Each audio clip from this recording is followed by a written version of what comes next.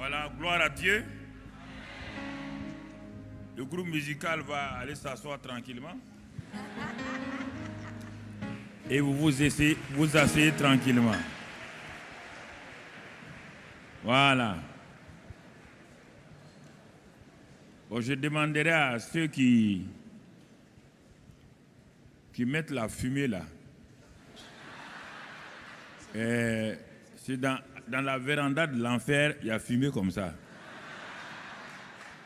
Voilà, donc comme on n'est pas dans la véranda de l'enfer, vous enlevez ça là tranquillement. Voilà, qu'on s'entende bien. Il ne faut pas des subterfuges inutiles. Ça, c'est inutile. Ça, c'est boîte de nuit. Nous, on est dans boîte de jour. Donc, voilà.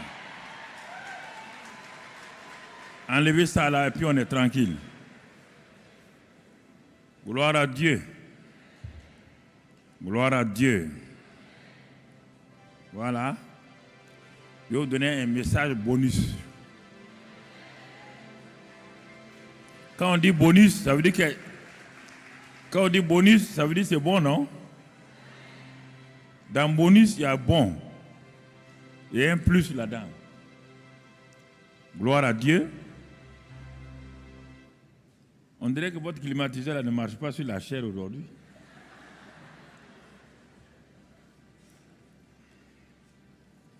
Merci Seigneur. Excellent Père de grâce, merci pour ce moment que nous passons dans ta présence. Nous te sommes reconnaissants maintenant pour ta grâce et ta fidélité. Sois béni et sois loué pour ce message que nous allons donner. Nous te sommes reconnaissants pour tous tes bienfaits, que toute la gloire, la louange et l'honneur soient à toi, Père, au nom de Jésus. Amen. Donc cet après-midi, c'est une joie pour moi de pouvoir partager l'excellente parole de la grâce de Dieu avec vous. Et nous allons voir spécialement un sujet, donc, comment prier avec la parole et le Saint-Esprit.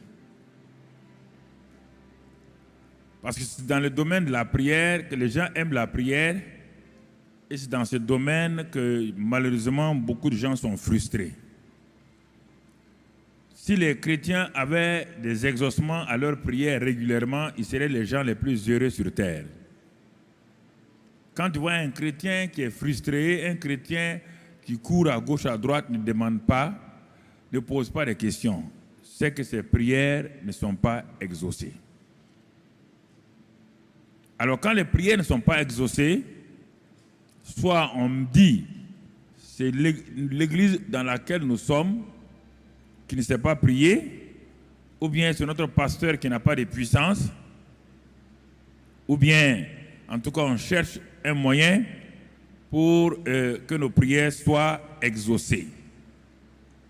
Et à cause de cela, nous courons à gauche, à droite, cherchant des solutions pour pouvoir vraiment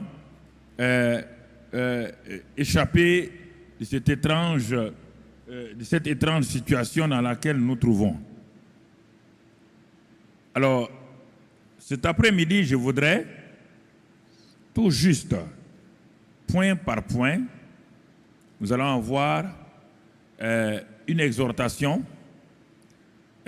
Nous allons avoir ensuite un temps de prière et aussi un temps de proclamation que nous allons voir, et sur la base simplement que activons notre destinée en Christ.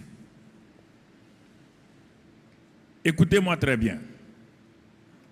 Je le dis, je le répète, quand souvent je parle de prière, les gens pensent que je ne veux pas compris. Je le dis et je le répète, nous avons la première tour de prière dans tout le monde francophone. Et nous venons de faire, il y a 2 ans, le centre d'adoration et de louange, le Mont Sion.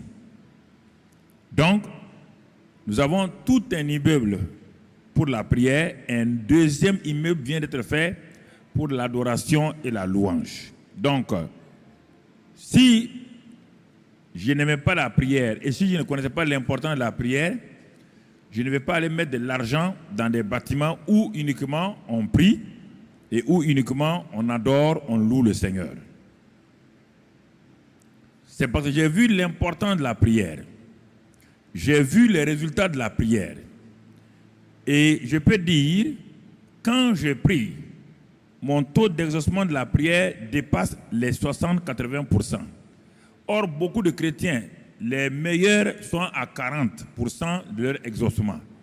Sur 100 sujets de prière, rares de chrétiens atteignent 40 prières exaucées. Parce qu'ils croient qu'il suffit de faire une liste, un catalogue, et de prier pour les différents points pour être exaucé. Non. Il y a des conditions pour qu'une prière soit exaucée.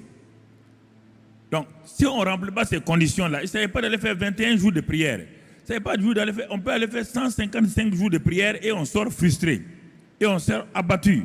On sort découragé à tel point que les réunions de prière dans les églises locales sont les réunions les moins fréquentées par les chrétiens. Les concerts sont fréquentés par les chrétiens. Les prières de bénédiction que le pasteur fait, c'est fréquenté par les chrétiens. Mais lorsqu'on dit de venir prier, les gens répondent. Si c'est pour aller encore ressortir de la même manière, avec la même frustration, à quoi bon aller prier? Vous ne pouvez pas me dire le contraire, c'est ce que je constate dans l'Église de Christ. Alors, nous allons, par la grâce de Dieu, aller point par point pour voir. Et me voici dans ma salle de prière. Je vous transfère dans ma salle de prière. Je suis quelqu'un, je me mets dans le cas de quelqu'un qui se pose tant de questions. Quelqu'un qui a entendu les messages, les prédicateurs prêcher, que nous avons une destinée. Nous avons entendu les prédicateurs dire, Dieu va faire votre destinée, va accomplir votre destinée. Tout le monde dit Amen. Ça fait 1 an, 2 ans, j'entends ces phrases-là. Tout le monde me répète que Dieu a une destinée pour nous, que Dieu va nous élever, que Dieu va faire ceci ou cela. Mais moi, je ne vois rien dans ma vie. Ou à un moment donné, je me dis, ces gens-là sont des menteurs, ou c'est ma vie qui ne va pas du tout. Je commence à me culpabiliser. Je commence à dire, peut-être je n'ai pas la foi. Je commence à dire beaucoup de choses. Et comme dans la Bible, il y a un homme qui avait une grande destinée. Dieu l'a dit à sa mère avant que l'enfant ne naisse. Cet enfant-là s'appelle Jacob. Dieu avait dit à sa mère que les jumeaux qui sont dans ton sein, ces jumeaux-là, ce sont tes 2 enfants. Mais je vais te dire une chose, ces jumeaux-là, c'est 2 peuples, 2 nations qui sont dans ton sein. 2 peuples et 2 nations qui sont dans ton sein. Et le plus petit que tu vas voir sortir, le plus petit là, c'est lui qui sera le plus grand, et il est un homme que j'ai prévu pour les nations entières. Mais fais attention, maman Rebecca, parce que sûrement, tu risques d'avoir des idées bizarres sur cet enfant quand il va sortir, et tu risques de faire des erreurs. Et c'est ça que maman Rebecca a fait l'erreur. Quand il a vu Jacob sortir en seconde position, avec sa main sur le talon de son frère, cette bonne maman gentille, mais qui a ignoré la parole de Dieu, a ouvert sa bouche.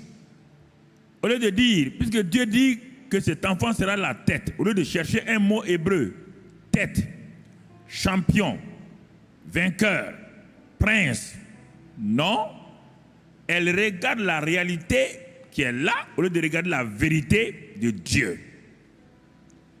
Et dans cette réalité-là, l'enfant qui tenait le pied de son frère n'est qu'un simple escroc, un simple bandit, un simple usurpateur. Elle n'a pas cherché loin, elle a appelé Jacob. Le ciel dit, ce n'est pas possible.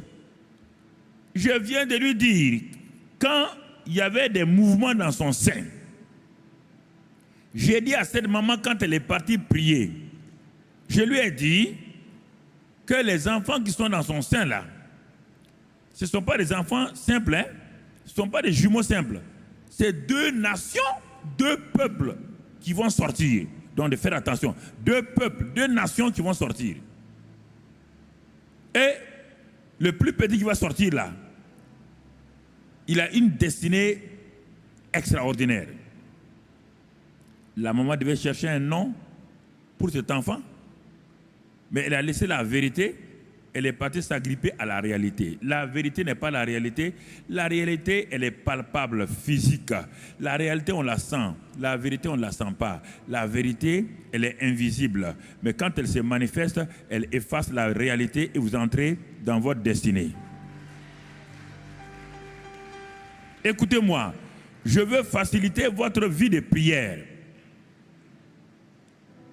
Je veux partout où je parcours dans le monde, les gens me posent la question, mais pasteur, mais pourquoi Dieu ne me répond pas? Qu'est-ce que j'ai fait à Dieu? Mais qu'est-ce qu'il faut faire? Les gens se posent la même question. On leur dit de venir prier. Mais pourquoi les disciples ont-ils demandé à Jésus, enseigne-nous à prier? Asseyons-nous, arrêtons-nous là et voyons. Soyons un peu pratiques. Il y a tellement de logique dans la Bible que nous ne voulons pas. Les disciples ont vu Jésus prier. Les disciples ont été avec Jean-Baptiste. C'était tous des disciples de Jean-Baptiste. Ils ont vécu avec Jean-Baptiste. Ils ont vu Jean-Baptiste prier. Ils étaient contents. Mais quand ils ont commencé à suivre Jésus, ils ont vu un niveau d'exaucement à 100% sur ce jeune homme de 30 ans. Ils ont vu cet enfant-là, ce jeune homme de 30 ans-là, qui impactait par sa prière. Et un jour, l'un d'entre eux a dit à Jésus, Seigneur, enseigne-nous à prier comme Jean-Baptiste l'a enseigné à ses disciples. Nous avons été disciples de Jean-Baptiste. Il nous a enseigné à prier, mais sa prière était limitée. Parce que lui-même, il était limité. Il n'était pas rempli de la personne du Saint-Esprit. Il n'avait pas la parole, esprit et vie. C'est l'homme de l'Ancien Testament dont la prière est assez limitée. Toi, tu es l'homme qui vient du ciel, tu as été manifesté. Enseigne-nous à prier. On n'a pas dit apprends à nous à prier le Notre Père. Écoutez-moi, chrétiens. Ils n'ont pas dit apprends-nous à réciter une prière. Notre Père qui est aux cieux.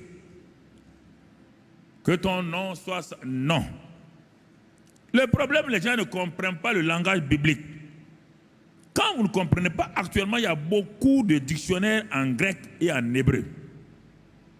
Il y a beaucoup de dictionnaires en grec et en hébreu. Surtout, je vous en supplie, n'allez pas prendre le petit Robert et le petit Larousse pour lire la Bible. Vous allez être à côté de la plaque. Il y a des dictionnaires avec le langage. Enseigne-nous à prier. Enseigne-nous. On n'a pas dit dis-nous comment réciter notre prière.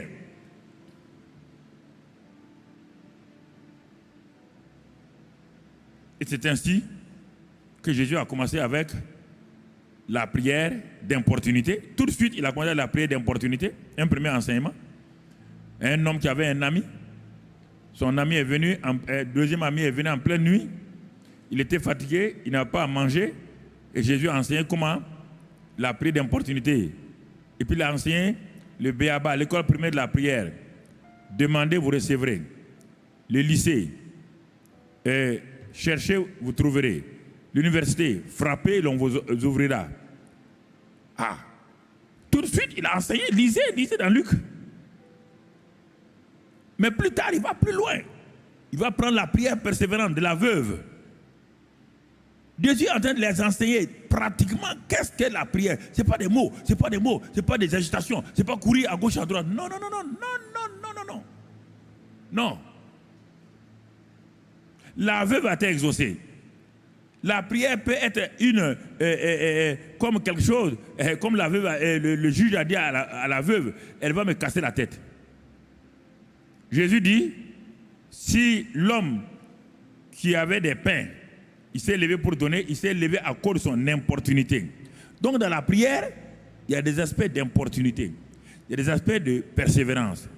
Et vous regardez tout le temps. Après il dit, Élie, vous connaissez Élie, non? C'est un homme qui a prié. Pourquoi il a prié? Il a prié combien de fois? 7 fois.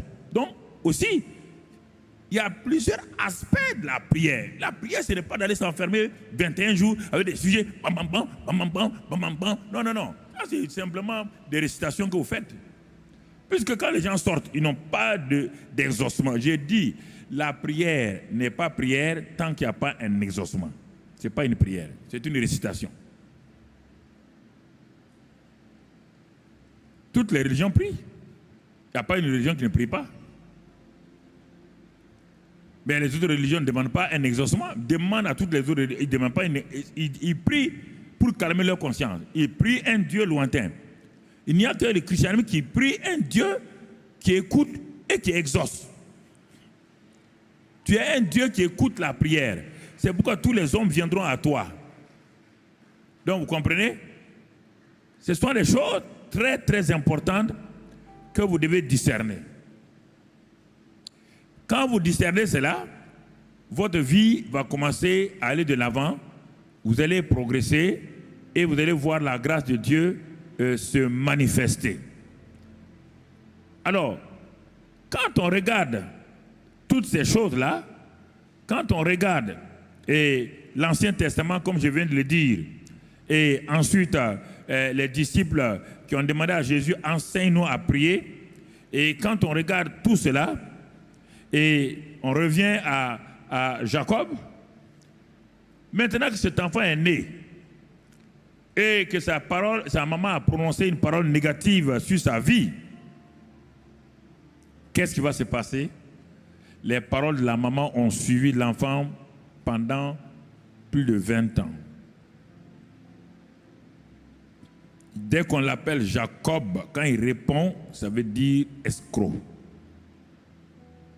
Dès qu'on l'appelle Jacob, c'est-à-dire nous on dit Jacob, c'est-à-dire dans le langage on dit usurpateur. Quand il dit oui, son identité est en train d'être formée en usurpateur. Tout ce à quoi tu réponds, c'est ça que tu deviens. Écoutez-moi très bien. C'est pourquoi un autre jeune homme qui s'appelle Jabet, sa mère lui a donné ce nom mauvais, méchant. Quand son père l'appelait Jabet, quand il disait oui, son identité se formait autour de ça jusqu'à ce qu'il se révolte et qu'il fasse une prière extraordinaire. Regardez la prière de Jabet. Elle est courte, mais elle est précise. Regardez comment Dieu l'a exaucé, Dieu l'a sorti de cette situation. La prière, ce n'est pas, frère, ce n'est pas des efforts qu'on fait. C'est une relation entre un homme de la terre et le Dieu du ciel à travers le Saint-Esprit.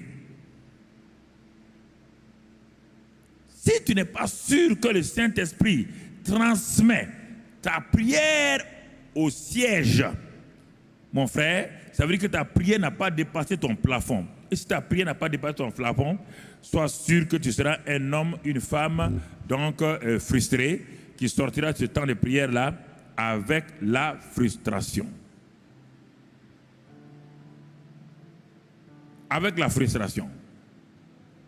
Et dans nos églises, on convoque les gens pour la prière, c'est bien. On ne demande pas de convoquer. On demande d'enseigner la prière. Il faut d'abord enseigner la prière. Et ensuite, les gens vont prier. Ce n'est pas en priant que les gens vont apprendre à prier. Pas vous ne savez pas, vous le savez ou bien vous le savez vous-même. La première fois, si je vous pose la question, quand vous êtes entré dans une église, la première fois que vous êtes dans une église, vous êtes assis entre deux personnes. et le pasteur s'est levé et dit, bon, on va prier. Dites-moi, est-ce que vous étiez à l'aise? Étiez-vous à l'aise? Honnêtement, étiez-vous à l'aise? Pourquoi? Tu viens du monde, tu ne sais pas comment on prie. Tu es converti. Tu viens t'asseoir parmi des gens qui semblent être des initiés de la prière. Et un pasteur vient, il dit, bon, levez-vous, on va prier. Toi, tu es là, tu es un nouveau converti, tu ne sais pas comment on prie. On dit de prier. Bon, la première chose que tu vas faire, c'est d'écouter ton voisin. Tu écoutes le voisin, il n'a jamais appris à prier. Il est comme toi, mais simplement il est en avance sur toi, mais comme un mauvais prieur. Bon, tu entends cette pauvre femme-là qui dit oui, alléluia, papa. Ah bon, c'est comme ça qu'on prie. Et tu écoutes le voisin de gauche.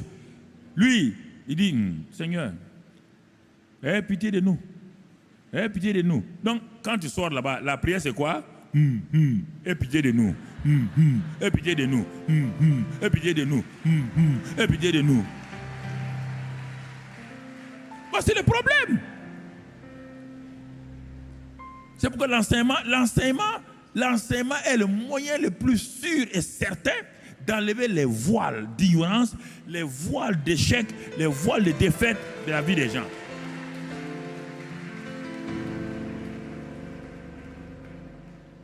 Je comprends parce que ce soit en France, que ce soit partout où je suis allé, les gens viennent me demander toujours, mais pourquoi nos prières ne sont pas exaucées?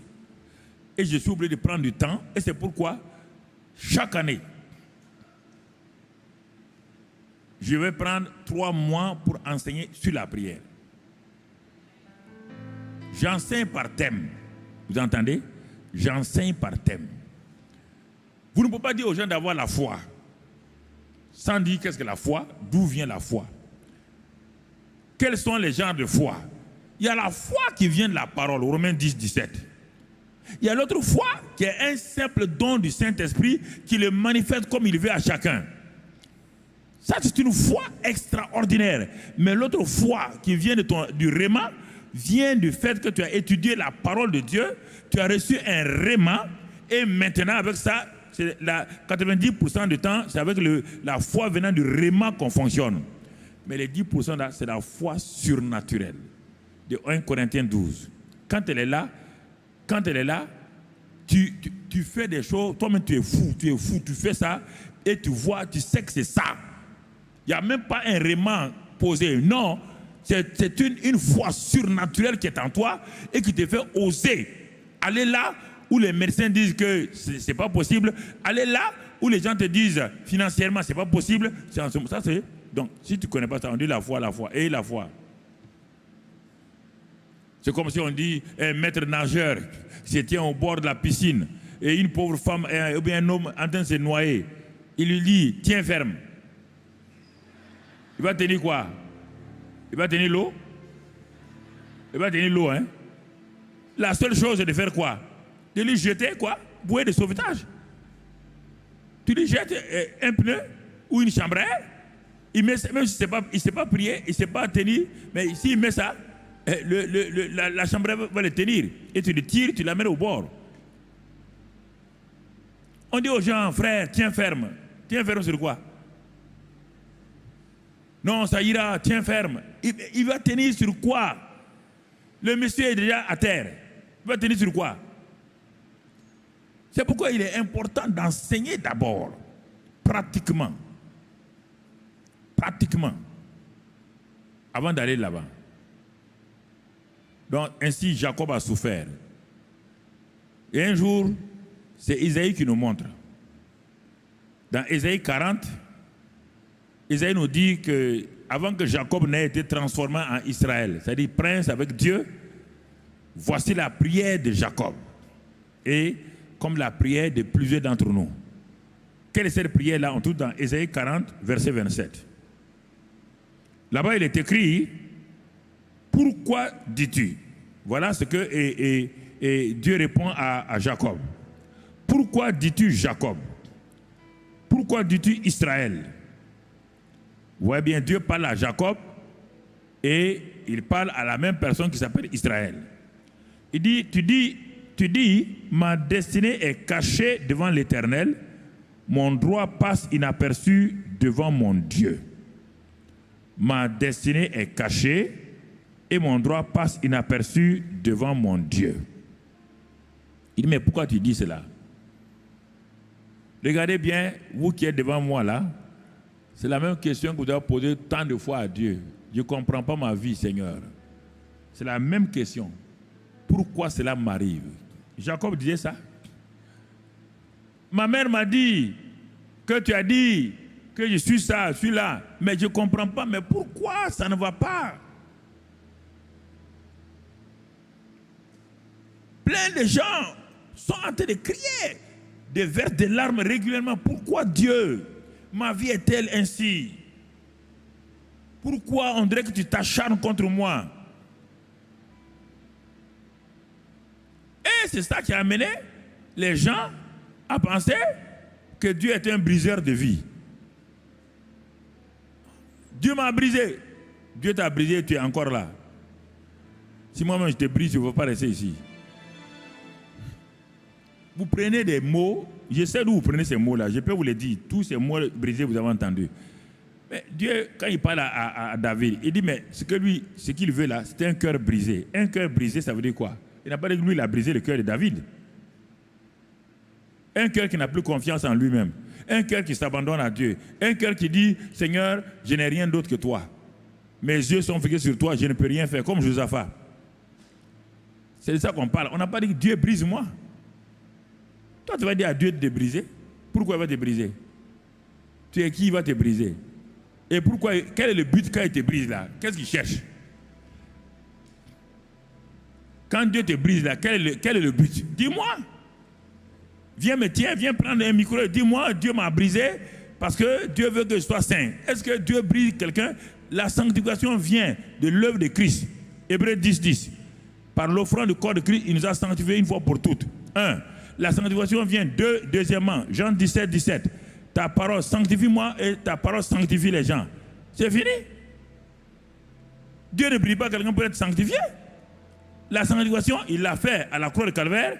Par la parole de Dieu, tu es sanctifié et tu vis dans la sanctification. Christ est venu pourquoi? Il est venu prendre tes péchés. Il n'est pas venu pour briser les gens. On dit qu'il a été brisé. C'est lui qui a été brisé. Il a été brisé pour mes iniquités.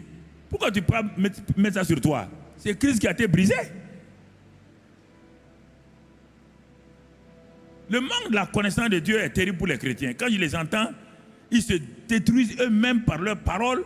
On ne comprend pas. Si tu es éprouvé, d'accord, éprouvé n'est pas brisé. Dieu éprouve les gens, oui. Voilà, ça c'est différent, c'est pas brisé. Pas mettre un mot à la place d'autres mots. Il éprouve les gens. Ça c'est dans la Bible partout. Donc vous voyez ici là. Donc on voit dans ce passage d'Ésaïe là, les cris de Jacob. Où est ma destinée? Seigneur, où est mon futur? C'est ça que ça veut dire. Combien de jeunes filles ici, des jeunes gens, crient chaque jour, Seigneur, où est ma destinée? Où est mon futur? Votre prière, c'est ça tous les jours. Et les chants chrétiens sont remplis de ces mots-là. Dieu nous a donné une destinée, Dieu nous a donné un futur, Dieu nous a donné... Les chants sont remplis, mais quand on regarde, on ne voit pas de réalité, on ne voit pas d'exaucement. Donc les gens se contentent tout le temps des chants qu'ils chantent pour se satisfaire, pour s'apaiser, apaiser leur cœur.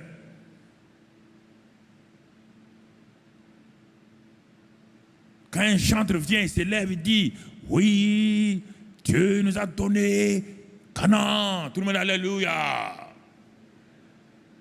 Quand ils sortent, où est Canaan?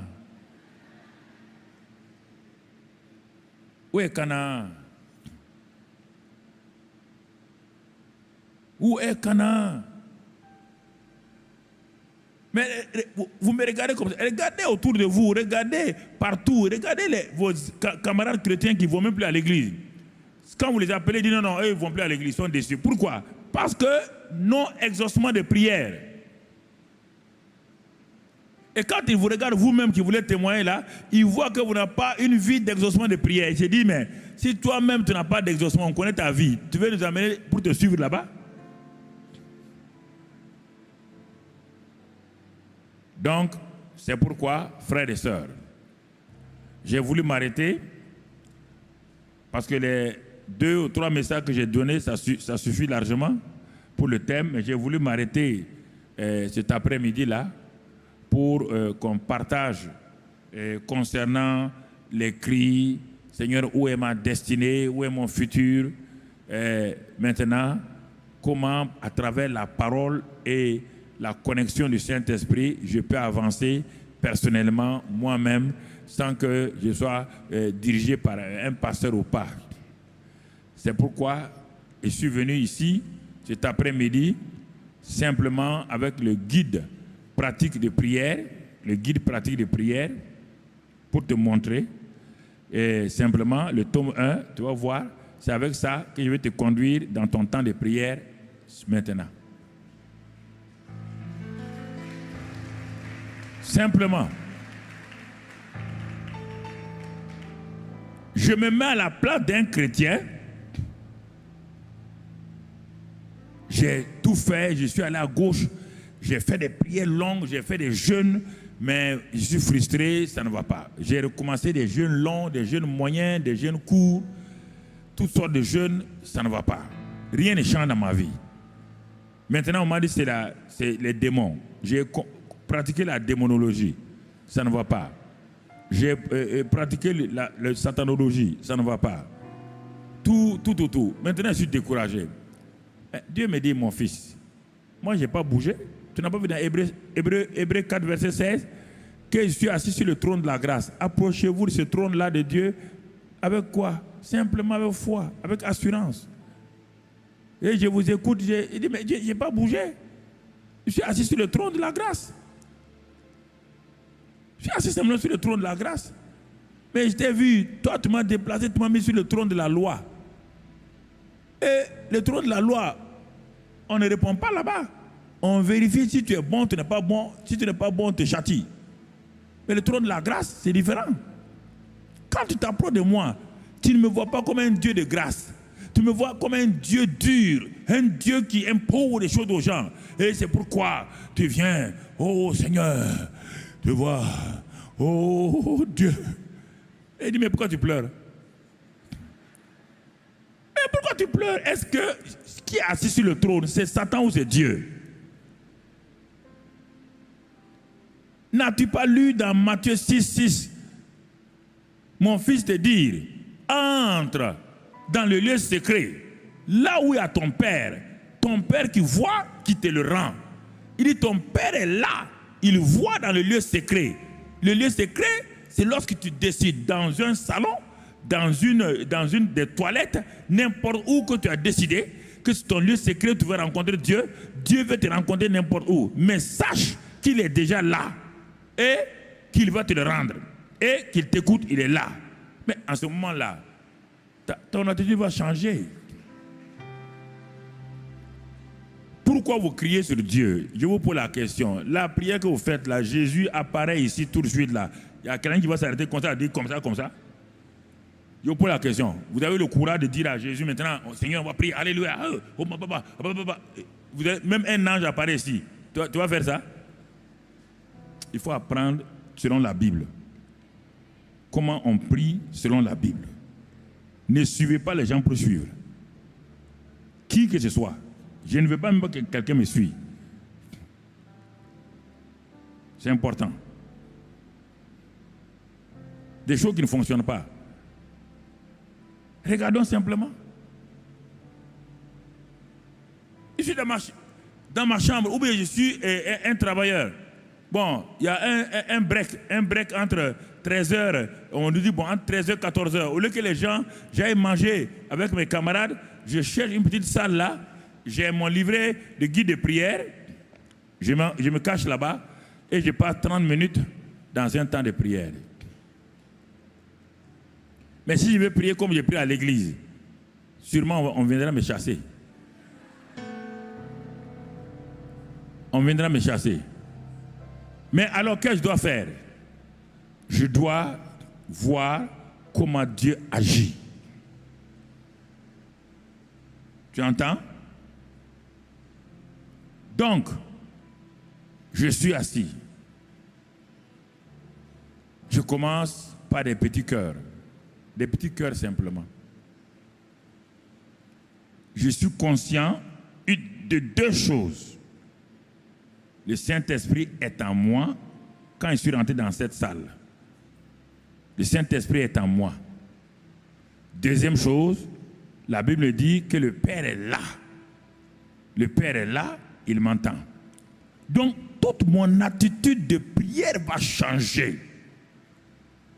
Car je suis devant un Dieu réel, qui est là, qui est présent, un Dieu tangible. C'est la parole de Dieu qui le dit. Je n'ai pas besoin que Dieu vienne. Dieu ne viendra pas, car lorsque je suis rentré, Dieu est rentré avec moi. Dieu n'est pas resté au dehors. Quand on va à la prière, on ne part pas pour prier Dieu. On va avec Dieu. Et comme le Père est déjà là et que le Saint-Esprit est en moi, alors j'arrive, je suis conscient que Dieu est là. Voilà toute la différence. Si je ne suis pas conscient, je vais commencer à crier. Si je suis conscient, soit je suis à genoux, ou je suis sur ma face, ou je suis assis, si j'ai mal aux genoux. Parce que si tu as mal aux genoux, tu te mets à genoux, tes genoux vont te prier et tu vas comprendre ta douleur. Tu vas te lever en 10 minutes. Il faut être à l'aise avec le Père. Comme ton enfant est à l'aise avec toi. Quand ton enfant s'approche de toi pour te prier, l'enfant saute sur tes pieds, tes jambes, l'enfant vient mettre sa tête sur tes pieds, l'enfant vient s'arrêter, il t'embrasse et tout. L'enfant parle comme cela. Quand on part prier Dieu, on va dans une attitude d'enfant. On ne va pas dans une attitude arrogante. On ne va pas pour montrer à Dieu que j'ai jeûné. Je suis au 5e jour. Dieu ne jeûne pas. Il ne déjeune pas. Dieu, mon frère, ma soeur, ton jeûne n'inquiète pas Dieu. Ça n'influence pas Dieu. Dieu est Dieu avant ton jeûne. Il reste Dieu à part ton jeûne. Il reste Dieu après ton jeûne. Il ne change pas. Il n'y a aucune ombre de variation en lui. Aucune ombre de variation. Dieu ne change pas. On dit le Père est là. Matthieu 6:6. Le Saint-Esprit est en toi et tu vas dans la présence du Père.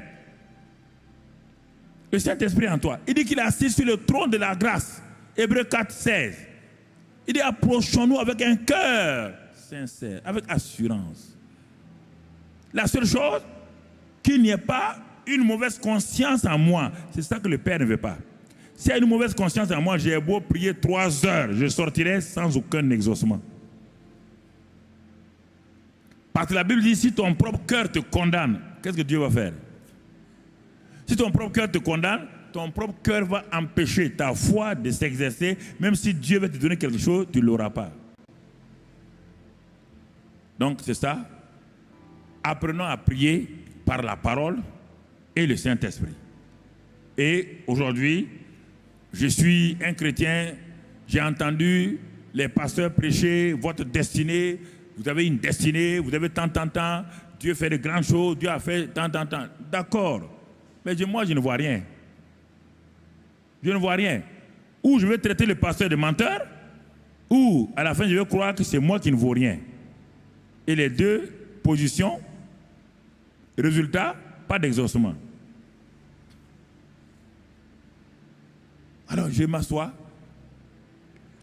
Peut-être j'ai quelques chants, des petits chœurs que je connais. Je les enlève de la 3e personne et je les mets à « je parle à Dieu ». Parce que le problème, quelqu'un rentre dans une salle, je prends quelques cantiques, il veut les chanter. Il a l'habitude de chanter à l'église. Il est assis sur son trône élevé. Et il va dans la salle où il prie là, il dit, il est assis. Dieu dit, il parle à qui? Qui il là? Non. Tu rends le cantique personnel. Tu dis, tu es assis sur ton trône élevé. C'est ça. Tu le rends personnel. C'est entre toi, il est là, il est présent. Rends-le personnel.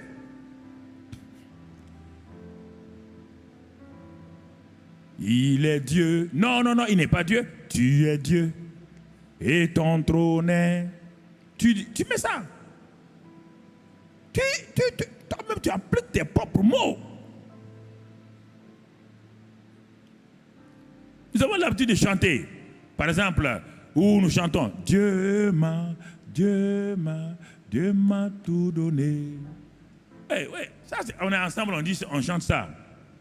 Hein? Mais tu es là dans la présence du Père. Tu dis, oh Père, tu m'as tout donné. Tu m'as tout donné. Car tu es fidèle. Oh Père, tu m'as tout donné. Tu m'as tout donné. Car tu es fidèle. Jésus, tu m'as tout donné. Tu m'as tout donné. Car tu es fidèle. Jésus, tu m'as tout donné. Tu m'as tout donné, car tu es fidèle. Commence à le louer, c'est entre toi et lui. Tu n'es pas dans une assemblée, tu entres avec ton papa. Parle-lui, sois content. Dis-lui que tu l'apprécies. Il n'y a point de Dieu comme toi. Il n'y a point de Dieu comme toi. Oh oui, j'ai dit, il n'y a point de Dieu comme toi. Il n'y a point de Dieu comme toi. Et le Saint-Esprit, tu vois déjà qu'en toi, il est en mouvement. Il est en mouvement. C'est ça. Jésus-Christ, je t'adore. Je te donne ma vie.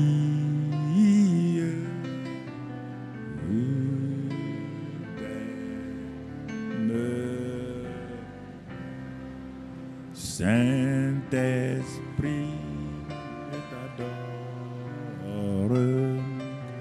Je te donne ma vie. Je t'aime. Oh, Dieu le Père, Dieu le Père, je t'adore. Je te donne ma vie. Je t'aime. Alléluia, alléluia, alléluia,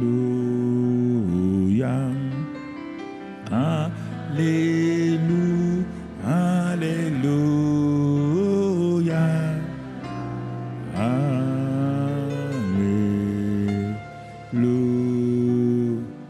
Maranatha, Maranatha, Maranatha, Maranatha, Maranatha, Maranatha,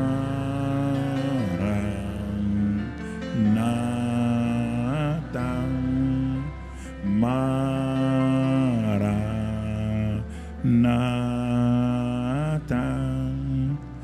Maranatha.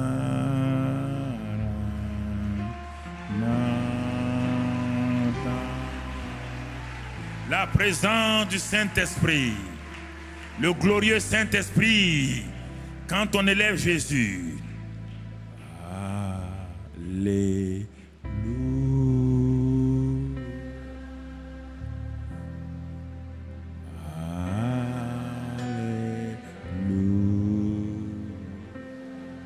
Alléluia. Alléluia.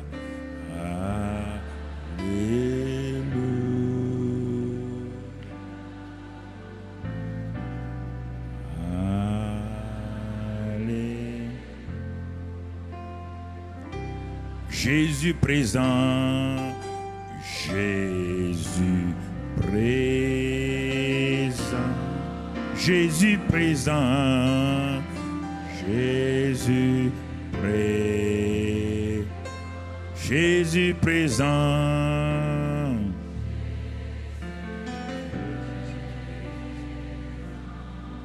Tu es présent.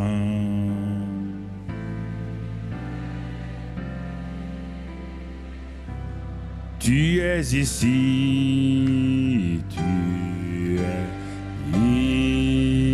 ici, Jésus est ici, tu es ici, tu es ici.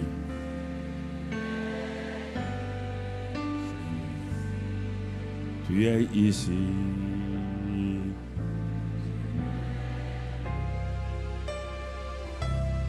Seigneur, je t'aime. Seigneur, je t'aime. Oh oui. Dis-lui tes mots.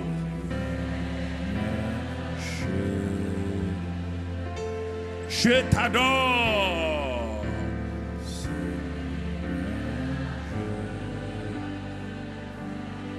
Seigneur, je t'adore.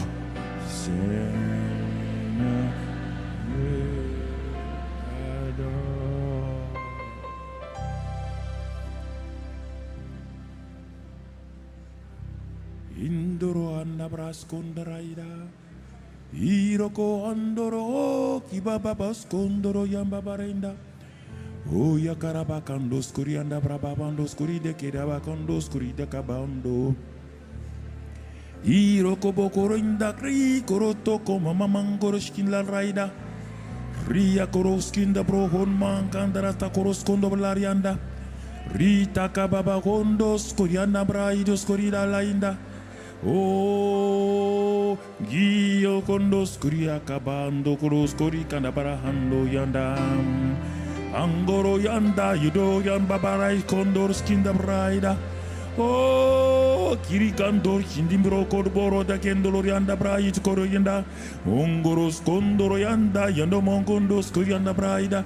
Lokoro kondobos kuri yanda braba andoro tokore kende brogo bokoros kondo branda braido kondos kuri yanda. Mangara bokoros kuri yanda braidos kuri yanda braida. Oh, iya koro kondos kuri yanda barona baina. Rakaba ondos koria da brakando los korianda braida. Roko bokoros kondo braba bahanda koros kondi branda. Roko boroko do boko kondos kurita braba kanda kraba koros kondo brianda. Rata karaba kondos korianda braba hondos korina. Ro kiribi kandolo da graba kandolo inda bran. Rababa ondos korianda brado koros kondo brianda braina. Roko bokoros kondo briamba barada koros kondo ke bagandos kurina makaraba kondos kurinda braida handa reinda. Roko bokoro kombo korobos koriganda braba koros konda brainda. Rabaka bokoro to ko vikanda brata koros konda branda. Oh,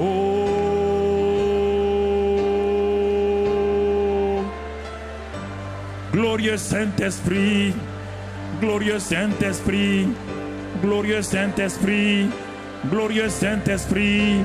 Glorieux Saint-Esprit, glorieux Saint-Esprit, glorieux, glorieux, glorieux, glorieux Saint-Esprit. Oh rababababababa, shokarabekendolo yanda braida. Oh rabababahando koroskindo branda brata koroskondo braida. Roko bokondo koroko ilvekere bokondo lotto koriganda braida. Monkoro bokondo skorikende brabakando lo korvikanda brabakondo skorikende brahondo brianda braida. Roto kobrikanda braba kondus kurinda braba andorianda.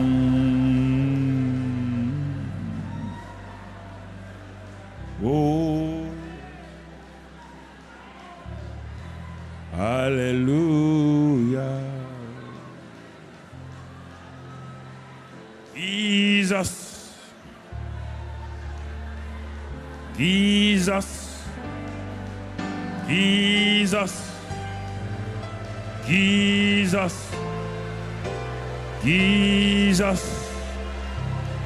Oh, Jesus, Jesus, Jesus, Jesus, Jesus. Oh, Alléluia. Gloria baba baraba kondolo soria baraira. Oh, baba karaba kandolo skuri kere bekando skuri da baraba kandolo skurinda. Raba baba karata kodo kodomento kroskinda braba kanda kroskunda braba barata kindolo sorianda.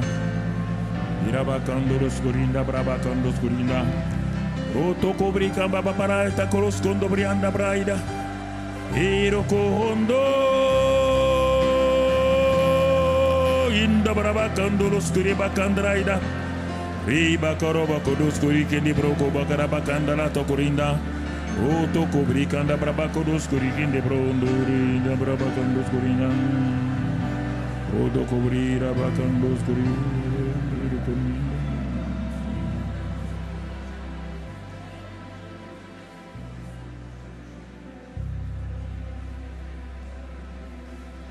Alléluia. Amour, le Père est amour. Amour, le Fils est amour. Amour, l'Esprit Saint est amour. Amour, le Père est amour. Amour, le Fils est amour. Amour, le Saint est amour. Présent, le Père est présent. Présent, le Fils est présent. Présent, l'Esprit Saint est présent. Glorieux, glorieux, le Père est glorieux. Glorieux, le Fils est glorieux. Glorieux, l'Esprit Saint est glorieux. Vivant, vivant, le Père est vivant. Vivant, le Fils est vivant. Vivant, l'Esprit Saint est vivant.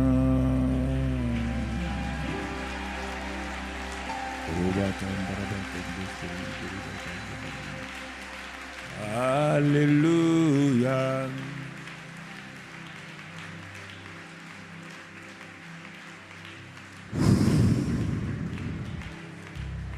La présence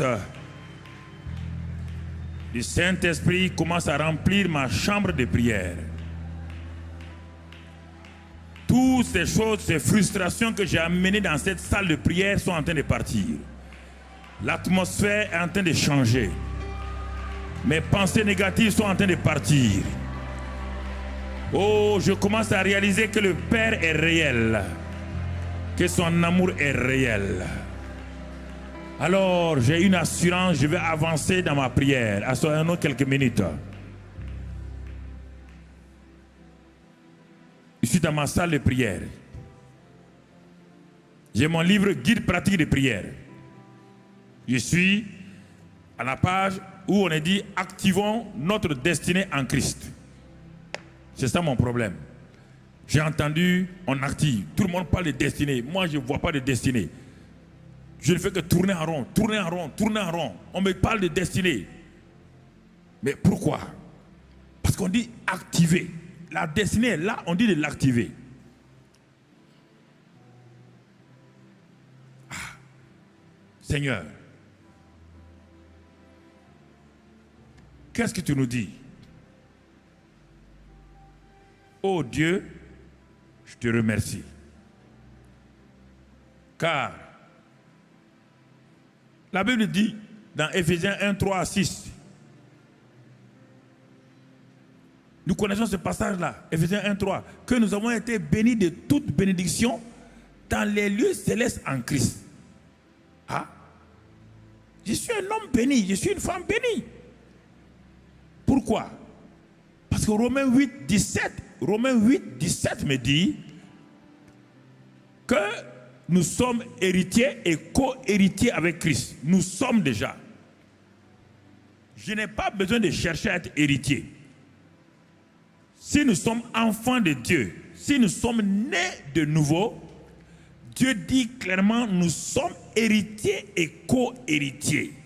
Alors, écoutez-moi. Je suis en train de prier. Ah, Seigneur, oh, ta Bible dit que je suis co-héritier. Mais Dieu me dit, c'est très bien mon fils. Tu es co-héritier, héritier. Il t'a donné que tu es déjà béni de toute bénédiction. Mais l'héritage existe. Comme tout père, il a écrit son testament, l'héritage existe. Il a déjà donné à chaque enfant, il a donné soit une maison ici, une villa là, tout est déjà là. Chaque enfant a sa part. Mais pour les hommes, pour que l'héritage soit transféré, il faut la mort du père, du testateur. Mais notre testateur est déjà mort et ressuscité. Donc, nous devons savoir maintenant comment activer et entrer dans ce que Dieu a donné. Du côté de Dieu, on appelle ça les desseins de Dieu. Du côté des hommes, on appelle ça la destinée. Il y a deux mots différents, complémentaires. Si vous ne comprenez pas, c'est un problème. Du côté de Dieu, on ne dit pas destinée, on dit les desseins de Dieu. Mais quand c'est du côté de l'homme, c'est la destinée de l'homme. Dieu n'a pas de destinée. Dieu a des desseins qui s'accomplissent en destinée pour l'homme. Donc, vous comprenez? Dieu vient de me montrer ses desseins sous forme de destinée. Je suis héritier, co-héritier, je suis béni de toute bénédiction. Parce que je suis un enfant de Dieu. Mais alors pourquoi, papa, je suis héritier, mais pourquoi malgré tout ça là, je suis obligé de mentir pour être béni, d'aller tromper les gens? Pourquoi? Mais Dieu dit, c'est pas ma faute. Ce n'est pas ma faute. Tu as été enseigné. Mais enseigné sur quoi? On nous a dit que bonne destinée, d'accord. Mais on t'a enseigné comment prendre possession. Il dit, mais tu n'as pas vu dans la Bible, non? Quand j'ai dit à Abraham, Abraham, t'ai donné une destinée, mais pas ici, là. Il t'ai destiné là où tu dois aller. Ta destinée n'est pas ici. C'est là-bas où, le lieu où tu vas arriver là, c'est là-bas ta destinée. Si Abraham était resté prier, jeûner, il va entrer là-dedans? Je vous pose la question, répondez-moi. Hein? Vous aimez jeûner, prier là, quand je disais, vous croyez que je suis contre vous. Si Abraham était resté là où il était, prier, jeûner, ça va s'accomplir? Première chose, qu'est-ce qu'il a fait? Il est dit écrit dans Genèse 12 que Abraham partit comme l'Éternel le lui avait dit. Il est parti comme l'Éternel le lui avait dit. Dieu dit à Josué, autre élément, il dit à Josué, regarde la terre promise. Et je vous parle parce qu'il faut bien m'écouter. Même les pasteurs n'entrent pas dans leur destinée de ministère. Les pasteurs, beaucoup de pasteurs sont à la limite de leur... Écoutez, beaucoup de pasteurs sont devant le Jourdain. Ils ne sont pas encore dans la terre promise. Ils sont pas dans la terre promise. Ils sentent les odeurs. Ils sont comme Josué. Ils sont rentrés. Dieu leur a permis de voir un peu le Jourdain, la terre promise pendant 40 jours. Ils ont vu ça. Maintenant, pour prendre possession de la terre promise, c'est différent. Écoutez-moi, pasteur. Quelle que soit votre grandeur, hein, votre problème, Dieu vous a permis d'entrer dans la terre promise pendant 40 jours comme espion. Espion. Pour voir la réalité de la terre promise. Mais maintenant, pour prendre possession de la terre promise, Dieu dit quoi à Josué? Il dit, voici, toi et ton peuple là, je vous donne le pays là, je vous donne le pays. Mais il faut que vous puissiez mettre la plante de votre pied là-bas. Ça, c'est l'action. Ça, c'est activation. Ah? Mais Dieu, tu nous donnes et on doit... Il dit oui, c'est ça. Je vous donne, mais vous devez activer. Activer, action, c'est la même chose. Ah, mais comment on va faire? Il dit, ah non, il y a des actions à faire. Il y a des actions, il y a des prières, il y a des proclamations. Dans Josué, vous allez trouver ça. Dans le livre de Josué, vous trouvez tout. Il y a des moments où ils proclament, il y a des moments où ils marchent, il y a des moments où ils font la guerre, tant. C'est un ensemble de choses. Pour prendre possession de sa destinée, il y a un ensemble de choses. Je n'ai pas le temps de vous développer. Ce sont des messages qu'on doit avoir si on veut aller de l'avant. Beaucoup de gens sont appelés dans le ministère, mais dans un ministère pastoral avec 200 membres, 300 membres, ils croient que c'est... Non, ce n'est pas le nombre des gens d'une église locale qui compte. Ce n'est pas ça ta destinée. Ta destinée est plus grande que ça.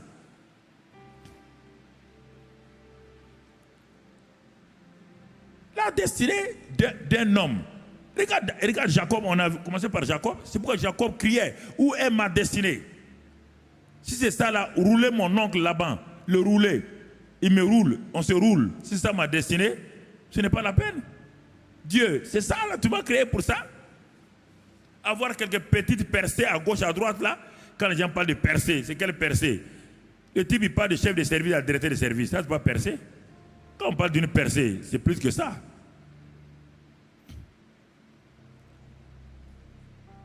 Vous comprenez?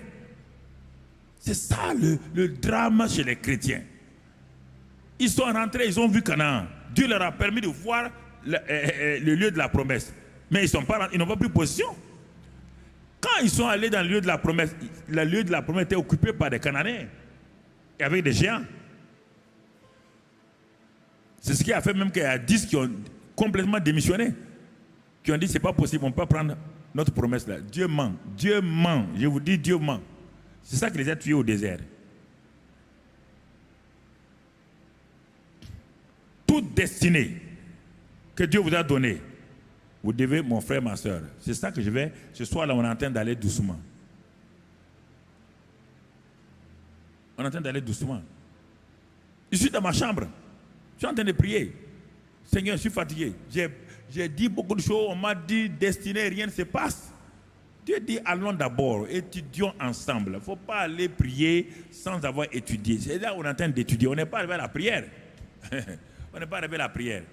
Quelqu'un qui vient du service, on dit on va prier. Il vient du service avec beaucoup d'idées en tête. Il est au service, il a eu tellement de problèmes. Il vient tomber dans une réunion de prière. Oh, il se met là-dedans. Vous croyez que ça va marcher? Vous jouez avec vous-même. Le gars est découragé, il vient de la maison découragé. Il vient vous trouver en train de prier. Vous dites maintenant, levez-nous, on va prier, on va prier. Et tu n'as pas enseigné pour calmer le cœur des gens. Il est dans une tempête. Il va prier quoi? Il va répéter des choses. Il va répéter des choses. Autre élément. Dans 1 Pierre 2, verset 9-10. Dieu dit, vous êtes une race élue, un sacerdoce royal, une nation sainte, un peuple acquis. Ah, voici tout ce que je suis en train d'étudier pour que ma foi soit bâtie. Dieu m'a déjà béni de toutes les bénédictions. Ah bon? Mais je ne vois pas ça. Et Dieu me dit que je suis héritier et co-héritier, mais je ne vois pas en quoi consiste mon héritage. Et Dieu vient ajouter que je fais partie d'un peuple saint, un sacerdoce royal, je suis parmi les rois. Et moi j'en fais des slogans, nous sommes des rois, nous sommes des rois. Non, ça ne marchera pas. Ça ne marche. Si Josué s'était arrêté, nous sommes les possesseurs de Canaan, ça ne marchera pas. Arrêtez de faire des choses qui ne marchent pas. Les gens sont frustrés. Dans une église de 100 personnes, il y a 10 personnes qui ont reçu, il y a 90 qui sont en train de tourner. Personne ne voit ça. Personne ne voit la souffrance de 90 personnes dans l'échec. On ne voit que la victoire des 10 personnes dans la victoire. Ça, pasteur, si vous ne faites pas attention, c'est pourquoi les gens, à un moment donné, ils s'en vont. Personne ne peut manger de miel et puis aller manger du fiel quelque part. Personne. Un pasteur descend au plus bas niveau de son peuple, pas au plus haut niveau. Un maître, un professeur qui va avoir du succès, au baccalauréat descend au niveau du plus faible en philo, du plus faible en mathématiques. Quand il a saisi ces des plus faibles là, quand ils ont bien compris, il aura non seulement un taux de succès réel, mais il aura des mentions très bien dans son église, parce que ceux qui étaient déjà moyens vont devenir bons, ceux qui étaient bons vont devenir excellents, et ceux qui étaient médiocres vont passer à être passables.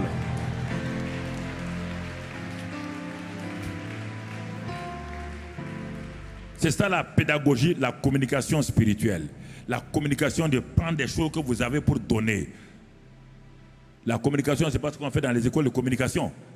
Donner des choses que le gars ne maîtrise pas. La communication, c'est un transfert de connaissances établies, donc expérimentées, que vous avez vécu, que vous transférez à l'autre. Et quand vous transférez, vous lui dites comment le how, comment faire. C'est important que nous comprenions ces choses-là. C'est pourquoi dans les églises, les pasteurs sont dans la dépression. Ils sont en train de lutter. Si tu vois un pasteur, il est en train de gêner. Beaucoup, je sais qu'il est dans la lutte. Un pasteur qui gêne beaucoup, il est dans la lutte. Il ne faut pas me contredire. Je suis en avance sur toi. J'ai fait ça et je vois des gens faire ça. On ne vit pas de jeûne et prière. Jeûne et prière, ce sont des exceptions. Si tu crois, je vais te prendre tous les gens de l'Ancien Testament jusqu'au Nouveau Testament. Quand il devait démarrer, Jésus a jeûné. Quand Moïse devait démarrer, il a jeûné. Quand Élie devait démarrer, il a jeûné. Mais ils ne passaient pas leur temps à jeûner. Non. Parce qu'ils n'avaient pas le Saint-Esprit en eux. Nous avons le Saint-Esprit en nous. Sache entretenir le Saint-Esprit régulièrement. Entretiens-le. Entretiens-le simplement. S'il est content, pas besoin d'aller jeûner. Quand tu jeûnes là, ça veut dire que ta foi a baissé. Le jeûne, c'est toujours ça. Ce n'est pas pour Dieu. Le jeûne n'influence pas Dieu. Écoutez-moi. Que vous soyez content ou pas. Pasteur Yves, même si tu n'es pas content, j'ai dit. Il ne faut pas discuter avec moi. Hein? Et regarde bien, quand tu pars gêner, comment tu es découragé. Regarde bien, quand tu pars gêner là. Un homme qui est heureux. Tu as déjà vu un homme qui est heureux, qui mange bien et qui va gêner? La plupart de quand les gens s'en vont gêner, ça ne marche pas. C'est un vaincu qui s'en va gêner. Écoute, quand je jeûne, écoute-moi, ma relation avec Dieu n'est plus bonne. Le péché secret a commencé à troubler ma relation avec Dieu. Je mets du temps à part. Ce n'est pas pour faire corrompre Dieu. C'est pour arranger ma relation avec Dieu. Pour que les fleuves d'eau vive continuent à couler. Parce que si le robinet est fermé, le jeûne et la prière vont me permettre de déboucher le robinet.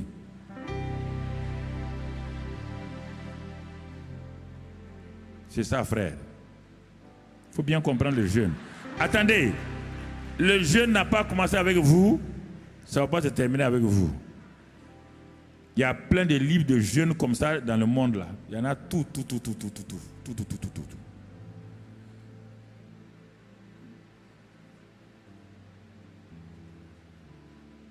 Si vous exagérez le jeûne, ça vous tue. Ça a tué beaucoup de grands pasteurs. Hein, vous avez leurs livres ici. Ce sont des pasteurs qui nous ont inspirés à l'époque. Mais ils ont tellement vouloir jeûner, ça les a tués. Même leurs chrétiens leur ont dit, hey, pasteur, papa, ça ne va pas, il faut arrêter les jeûnes. Non, on va jeûner. Il veut percer. Il veut percer plus que. Moïse n'a pas jeûné. Va lire dans Exode. Il est dit que Moïse est monté sur la montagne, jeûner 40 jours sans boire, sans manger. Alors, si tu dis que tu es un champion de la prière, va jeûner 40 jours sans manger, sans boire. Je t'offre un cercueil en or. Tout de suite là, je vais le commander. Je vais le commander le cercueil en or là, posé. Parce que je sais que tu ne vas pas finir. Le jeûne de Jésus et le jeûne de Moïse, ce n'étaient pas des jeûnes. Ils étaient dans la présence de Dieu. Leur sens physique était arrêté. C'est un jeûne surnaturel.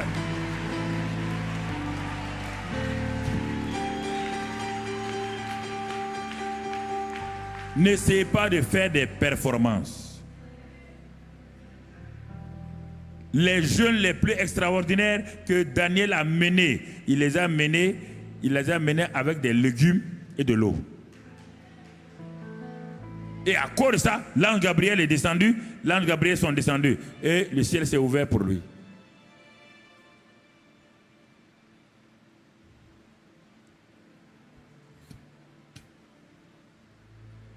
Je n'ai pas dit de jeûner, il faut bien savoir jeûner. Voilà. Ne jeûnez pas pour que Dieu vous donne quelque chose. Dieu vous a déjà tout donné. Il vous manque la foi. Si vous manque la foi, c'est ça que la vérité. La foi ne remplace pas le jeûne ne remplace pas la foi. On prend les choses par la foi, pas par le jeûne. Hein.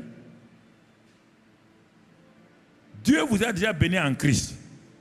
Il vous a béni en Christ. Sans que vous n'ayez rien fait, parce que vous avez cru en Jésus. Maintenant, par la foi, vous prenez possession. Si votre vie ne va pas, s'il y a des choses qui ne vont pas, allez jeûner et prier, c'est normal. Mais revenez maintenant, votre foi est restaurée, prenez possession de la chose. Prenez possession de la chose. Il faut dire que le jeûne vient en 4e, 5e position. Le jeûne n'est pas en première position. C'est ça que je veux vous dire. C'est ça que je veux vous dire. C'est important que vous compreniez. Il y a des femmes qui m'ont appelé, des amis qui sont morts comme ça, des femmes qui m'ont appelé de venir voir mon mari. Je suis arrivé, il était complètement faible. Il dit, mais il y a quoi? Il a son 15e jour de prière et de jeûne. Il dit, mais il a fait quoi? Il dit, il jeûne. Il dit, mais mon ami, tu jeûnes là, tu veux quoi? Que Dieu fasse quoi? Non, dis-moi le but de ton jeûne là. Bon, toi tu es plus âgé que moi à l'époque. Moi je suis un jeune serviteur de Dieu. Nous on te prenait pour un modèle. Toi tu es en train de te tuer par les jeunes. En tout cas nous on va suivre ça. Il dit mais il est fatigué. Il dit, mais tu jeûnes là, dis-moi, tu veux quoi? Il dit, puissance. La puissance, c'est plutôt pas dans les jeunes. La puissance est dans le Saint-Esprit. Et le Saint-Esprit est en toi. Mais vous ne voulez pas lire la Bible. Le problème, c'est ça. Vous êtes trop intelligent. Vous ne voulez pas lire la Bible. La puissance, Jésus dit, acte 1:8, vous recevrez une puissance quand le Saint-Esprit viendra. Puissance appartient au Saint-Esprit. Il a dit à Marie, quand le Saint-Esprit viendra, l'homme du Tout-Puissant te couvrira et tu verras. Partout on te dit, quand le Saint-Esprit vient, la puissance vient. On n'a pas de le jeu de la prière. La puissance est liée à la personne du Saint-Esprit. Ah donc vous voulez avoir une puissance sans le Saint-Esprit. Et c'est le jeûne. Et qu'est-ce que le Saint-Esprit fait chez vous? Il est venu faire quoi chez vous? Dites-moi, il est venu faire quoi chez vous?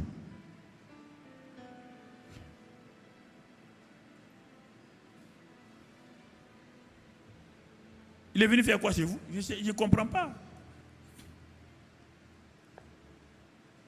Des bons pasteurs, ils sont morts comme ça. Jeunes. Donc, vous allez dire que les jeunes les a tués? Vous allez dire que Dieu les a tués? Non, Dieu ne les a pas tués, c'est leur ignorance qui les a tués. Leur ignorance. Et puis quand vous jeûnez, jeûnez humblement. Pas vous promener partout, vous crachez, partout, on voit votre visage défait, on voit que vous... Jésus a dit quand vous jeûnez, lavez votre visage. Que votre visage soit heureux. Mais quand on te voit jeûner, on dit, mais qu'est-ce qu'il y a mon frère? Je suis la montagne. Tu vas descendre dans la vallée. La vallée t'attend, la vallée t'attend. La vallée, tu vas descendre dans la vallée.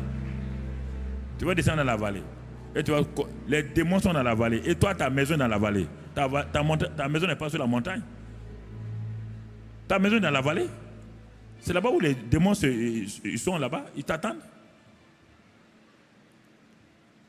Il faut comprendre la parole, il faut comprendre la vie chrétienne. La vie de l'esprit, ce n'est pas ce que les gens pensent. Et les gens ont modifié. Quand je regarde aujourd'hui la vie chrétienne, je suis étranger, quoi. Si le Saint-Esprit vient, il va demander, ça là c'est quoi? On dit, ah, c'est une église. On dit, ah bon? Tu es sûr? C'est une église? De où? Il va aller jeter un coup d'œil. On parle du Saint-Esprit. Et le Saint-Esprit est arrêté à la porte. Saint-Esprit, viens. Il dit, je suis là. Il dit, toi, tu es Saint-Esprit. Toi. Les gens ont des idées bizarres sur le Saint-Esprit. Il faut revenir à une chose. Ce n'est pas la peine de vouloir souffrir. Le Saint-Esprit est en toi. Il est venu en toi. Jésus l'a dit, il est venu pour accomplir ce que tu ne peux pas accomplir. Honore-le. Toi, tu mens devant lui, tu escroques devant lui. Tu veux qu'il t'aide comment? Tu n'as qu'à aller jeûner comme tu veux. Il est en toi. Il voit tout, il entend tout, il sait tout, absolument. Tous tes secrets, il les connaît. Toi, tu veux le flatter avec un jeûne. Est-ce qu'il mange? Est-ce qu'il boit? Sois honnête en toi-même. Sois fidèle en ton cœur. Sois fidèle, hein? Ok. Donc, on voit, je suis dans ma chambre. Seigneur, où est ma destinée? Dieu dit, ta destinée est en Christ. J'ai tout donné. Ta destinée est en Christ. Tu es un enfant de Dieu. Tu es un héritier. Et l'héritage est là. L'héritage est là. Il n'y a pas un héritage que Dieu va inventer pour vous aujourd'hui. Dieu ne fera rien, tout est fini, tout est accompli. Canaan était une réalité. Canaan, les maisons étaient construites. Canaan, les vignes étaient là. Canaan, tous les blés, champs de blé étaient là. Canaan, tout était à Canaan. Israël n'a rien amené à Canaan. Ils sont rentrés, ils ont pris possession. Tu as tout en Christ. Canaan, c'est pas le paradis, c'est la terre promise, c'est la vie chrétienne victorieuse en Christ. Canaan. Mais Dieu te dit d'entrer, de prendre possession par la foi. À Canaan, il y avait tout. Dieu dit, il vous donne la capacité, dit Deutéronome 6, Deutéronome 8, tout est là-dedans. Il dit même à Canaan, les femmes ne vont pas avorter. À Canaan, les gens vont mourir âgés. Même c'est-à-dire qu'il y a la longévité à Canaan. Il y a la fécondité à Canaan. Il n'y a pas d'avortement à Canaan. Il y a la richesse à Canaan. Mais pourquoi ils n'ont pas pu? Parce qu'il leur manquait la foi. Valide à Hébreu 3 et Hébreu 4. Ils n'ont pas pu à cause du fait qu'ils n'ont pas eu confiance en Dieu. Josué voulait les faire rentrer dans le repos. Ils n'ont pas pu, ils n'ont pas voulu. Il n'y avait rien, il n'y a rien. Tu as déjà tout en Christ. C'est ça ton Canaan. Tu as déjà tout en Christ. Tout. Mais pourquoi tu n'as rien dans la vie quotidienne? Israël avait tout là-bas, mais pourquoi les 10 espions sont morts sans rien? Il dit, là où tu poseras la plante ton pied, n'oublie pas, je suis avec toi, Josué. Je suis avec toi. Il est avec nous. Il a dit la même chose. Matthieu 28, 18, 20. Il est avec nous. Et la victoire vous appartient en Christ. Il dit maintenant, lève-toi et va. Il dit à Abraham, il faut aller, Abraham partit. Il dit à Josué, lève-toi et va prendre possession. Lève-toi et va prendre possession. Mais on ne s'est pas préparé. Dieu dit, préparé pourquoi? Va et pas prendre possession.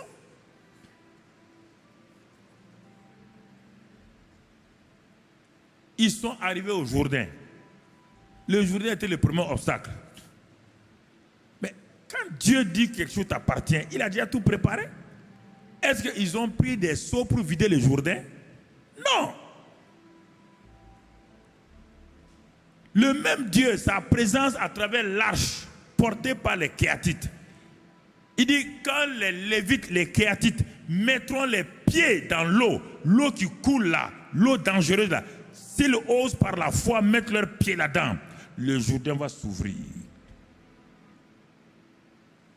Ou vous voulez aller prier devant votre Jourdain. Tu as vu quelqu'un prier devant son Jourdain? Tu as vu Moïse prier devant sa mer rouge? Qui vous a dit des mensonges comme ça, on va prier devant le Jourdain? Pourquoi vous voulez mettre la prière dans toutes les sauces? Mettez vos pieds avec la présence de Dieu. Lis dans Josué 6. Josué 3 d'abord, et ensuite dans Josué 5. Et va lire là-bas. Allez-y, mettez vos pieds. On va aller prier. Non, Dieu dit mettez vos pieds. Mettez vos pieds. Si vous avez confiance en moi, mettez vos pieds. Si vous avez confiance, tout est en vous déjà, tout. Tout. Par Christ, tout est en vous. Tout est en vous. Ah, je suis en train de méditer. Dieu me dit, mais crois-tu cela? Il dit, crois-tu cela? Jésus est venu avec la résurrection pour Lazare. Il demande à Marie et Marthe, croyez-vous cela? Il dit, nous croyons qu'au jour de la résurrection. Jésus dit, non, vous ne croyez pas. Il n'y a pas de jour de la résurrection. C'est moi la résurrection. Si vous avez cru en moi là, vous allez croire que votre frère va ressusciter. Mais si vous attendez le jour de la résurrection, le jour de la résurrection, ça n'existe pas. C'est moi la résurrection. Je veux défier votre pensée, je veux défier votre mentalité, je veux défier ça. Votre mentalité rationaliste là, voltairienne, c'est ça. La pensée de Voltaire, c'est ça. Et de Nietzsche, c'est ça qui vous crée des problèmes. Vous rationalisez tout, vous voulez tout mettre en intégral, vous voulez tout dériver, intégral. Ça ne marche pas. La parole de Dieu est la simplicité. Simplicité. Simplicité. Simplicité. Plus je suis simple, je vois des choses. Plus je vais rationaliser, Dieu disparaît.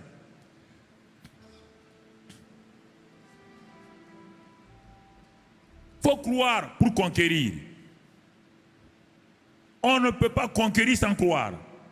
Ce n'est pas possible. La conquête commence d'abord par la foi. C'est par la foi qu'ils sont allés. La parole de Dieu, et ils ont possédé.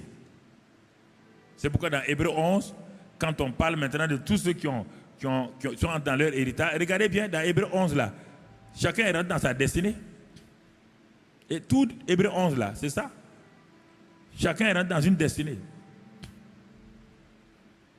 On te décrit les champions de l'Ancien Testament qui sont rentrés dans leur destinée. On te décrit en leur montrant les épreuves, ce que Dieu a dit et comment ils ont cru et comment ils ont possédé. Tout Hébreux 11, c'est ça. Le défi, la parole de Dieu, la foi et la conquête. Noé, même chose. Construire une arche parce que la condamnation va venir. Défi. Il n'a jamais vu la pluie. Il n'a jamais vu une arche. Il est défié dans sa pensée. Les gens ont dit, Noé, tu es un menteur, tu ne connais rien. Mais Noé a cru. Il a bâti. Il est rentré, il a sauvé sa famille et le monde a été condamné. Prends tout le monde. Abraham, même chose. Prends-les un à un. Prends-les un à un. Isaac, Jacob. Prends-les un à un. Ils ont tous eu un défi. Où il y avait leur destinée derrière cette montagne-là. C'est par là qu'ils ont agi comme ça, simplement. Regarde leur combat. Et suis-les. Jésus est venu sur la terre pour sauver le monde. Mais le combat, 30 années, il a fallu 30 années de préparation. Vous voulez 3 années de préparation pour prendre des choses 30 années. Ça ne peut pas aller. 30 années. Le monsieur a regardé le monde. Il dit, il voit la méchanceté des gens. Il voit la synagogue. Personne ne croit au Dieu des miracles. Il va à la synagogue, il voit les démonisés, il voit les morts. On enterre les gens devant Jésus. Jésus a participé à l'enterrement de beaucoup de gens pendant les 30 années. Écoute-moi, rien ne s'est fait. Il est dépassé.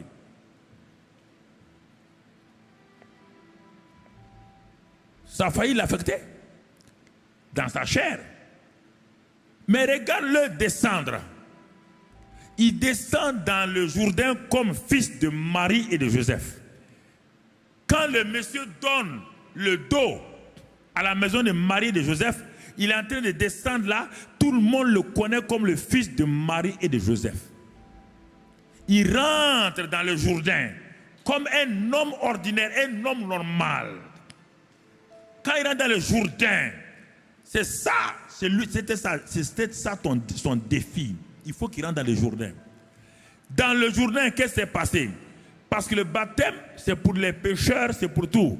Mais pourquoi Jésus est descendu dans le Jourdain? Jésus est descendu dans le Jourdain pour mourir à lui-même.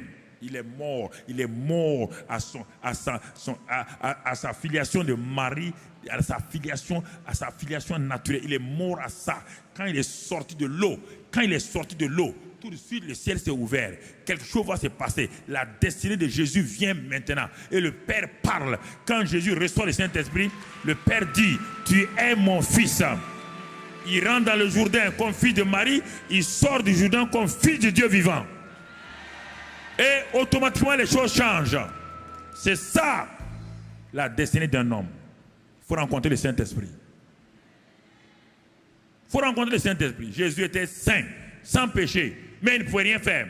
Il allait aux enterrements.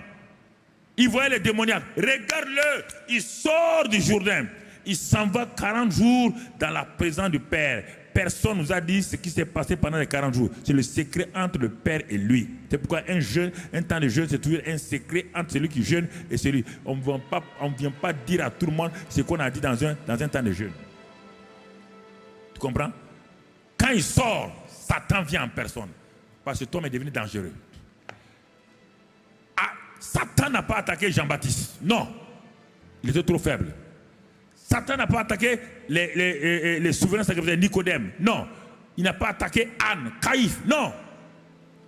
Quand il a vu ce monsieur sortir de l'eau, aller jeûner, Satan a dit aux démons, arrêtez-vous. Aux esprits méchants, arrêtez-vous. C'est maintenant moi, face à face. Mais Satan va apprendre à son dépens que lorsqu'on est quelqu'un est rempli du Saint-Esprit, obéit à Dieu, il ne peut jamais vaincre.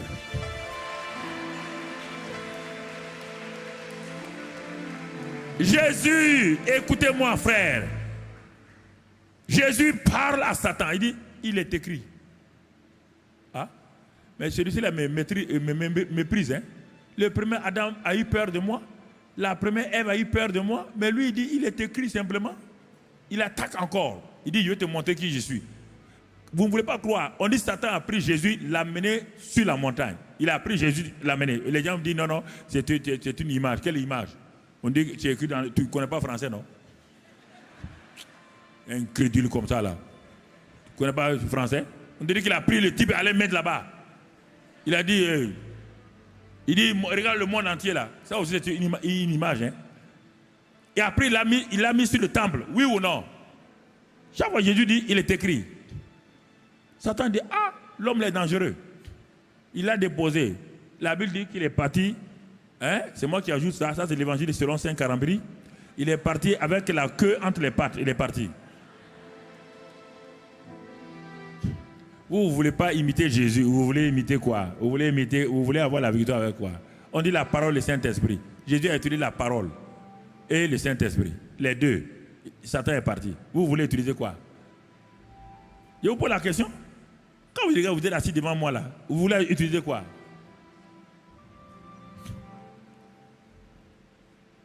Là, vous avez la Bible. Vous ne voulez pas la lire pour croire à cette Bible-là.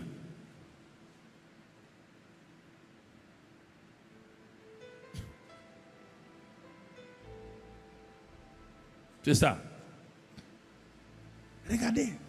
Jésus est rentré dans sa destinée. Paul est rentré dans sa destinée. Pierre, même quand il avait échoué, il est rentré dans sa destinée. Et vous vous dites que non, il faut faire ceci. Mais s'il y a une destinée, comment une destinée pour quelqu'un peut échouer si la personne-là obéit exactement à Dieu? Comment elle va échouer? Ce que Dieu dit, là, elle ne peut pas échouer.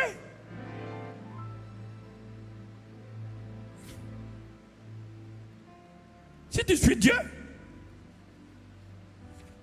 tu dois croire pour posséder. Tu dois croire ça. Et c'est pourquoi la Bible dit que nous devons venir devant Dieu. Et il dit que si on vient devant Dieu, c'est-à-dire que ça c'est un langage imagé. Sinon on est déjà devant Dieu tous les jours. Il dit, mais le cantique dit, quand tu es dans la présence de Dieu, on dit, ce cantique dit, c'est lui qui met en Jésus une pleine confiance, jamais ne chancelle plus, complétait sa délivrance par la foi. Nous marcherons par la foi, nous triomphons par la foi, mon Rédempteur. Toujours vainqueur. C'est lui qui met en Jésus sa pleine confiance. C'est lui qui il demeure dans sa parole. L'héritage est devant vous. Comme Josué et ses gens. La mer et le Jourdain s'est ouvert par la présence de l'arche. Jéricho est tombé, pas par leur cri. Il ne faut pas dire des mensonges comme ça. Jéricho n'est pas tombé par le cri des choses. Avant, quand il était devant Jéricho, Josué 6, mais Josué 5, les derniers versets, te montrent qui il a rencontré d'abord. Lis ça. Avant d'aller te préviser, lis Josué 6. Lis Josué, la fin de Josué 6. Il était devant le Jéricho. Il a dit, un homme est venu. Quand Josué l'a vu comme c'était un homme spirituel, il a reconnu que c'est quelqu'un de céleste. Et il lui dit, mais tu es de notre camp ou tu es du camp ennemi? Parce qu'il a vu que c'était un être céleste, mais il ne sait pas de quel camp il est, de quel bord il est. Et celui qui est là lui dit, je ne suis pas d'un camp de l'autre, je viens de l'autre côté, du ciel. Il dit, enlève tes chaussures, Josué. Ah, il a compris que celui qui a rencontré Moïse là, c'est la même personne. Rapidement, Josué a enlevé ses chaussures. C'est le glorieux Saint-Esprit qui est là devant lui. Et c'est le Saint-Esprit qui lui a donné la stratégie et les tactiques pour combattre. Ce n'est pas les cris. C'est lui qui lui a dit maintenant, cette ville-là, tu la vois, elle est fermée. Ta destinée est derrière la ville. Ta destinée là. Satan savait qu'un jour, il y a un peuple qui va venir ici. Il a fait quoi? Le Jourdain est une barrière naturelle. Mais Jéricho est une barrière bâtie par l'ennemi. Il y a des barrières naturelles. Il y a des barrières bâties par l'ennemi devant ta vie. Si tu ne comprends pas, tu vas combattre de la même manière et tu vas avoir des problèmes. On combat, c'est-à-dire devant Jéricho, qui est une barrière naturelle. On n'a pas la même stratégie que devant le Jourdain, qui est une barrière naturelle donnée par Dieu. Dieu a sa manière de faire. Devant le Jéricho, qui est bâti par l'ennemi, une ville imprenable, on ne peut pas rentrer et sortir. Il faut écouter Dieu. Il faut attendre Dieu. Ta destinée n'est pas loin, elle est là, elle est à côté. Mais pourquoi ça ne va pas? Il y a une barrière invisible qui ne s'ouvre pas par les moyens humains. Il faut attendre le Saint-Esprit, le stratège qui est en toi, il va te dire une parole. C'est pourquoi il faut t'attendre à Dieu. Il va te donner une parole. Et la parole est venue. Il dit, même si la ville est fermée, barricadée, ce n'est pas un problème. Josué dit, hein? Un grand guerrier comme Josué, il dit, vous allez marcher autour de la ville 7 jours. Josué dit, hein? Ça, c'est une stratégie. Si ce n'est pas Dieu, aucun chef militaire ne croira à ça. Les ennemis sont là-haut, avec de l'eau bouillante, avec de l'huile bouillante. Les ennemis sont sur les murs, avec des flèches. Et nous allons marcher simplement. Si ça, ce n'est pas Dieu.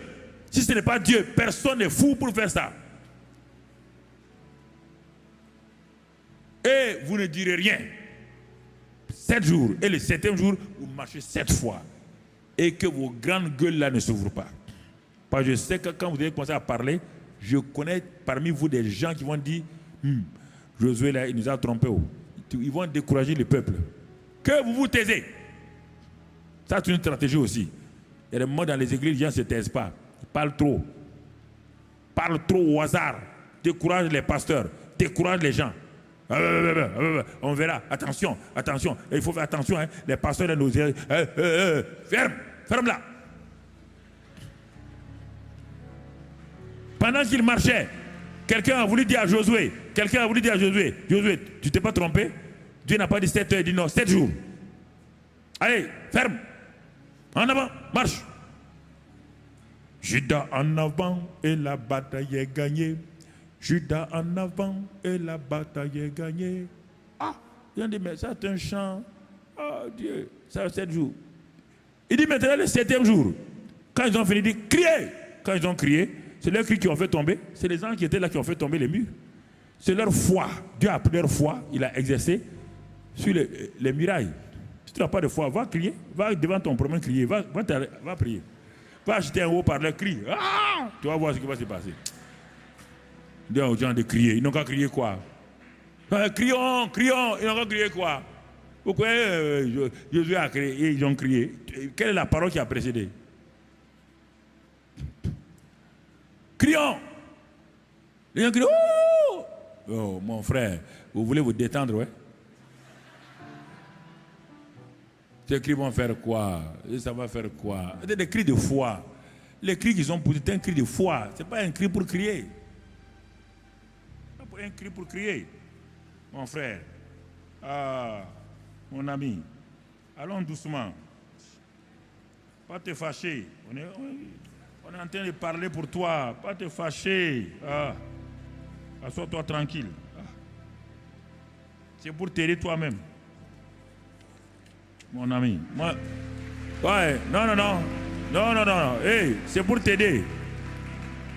Moi, je n'ai pas de Jourdain à combattre. Je n'ai pas de Jéricho à combattre. Mon ami. Je suis dans la victoire de Christ. Toi, tu es dans les jours. Non, tu es entré dans les combats. Quel combat?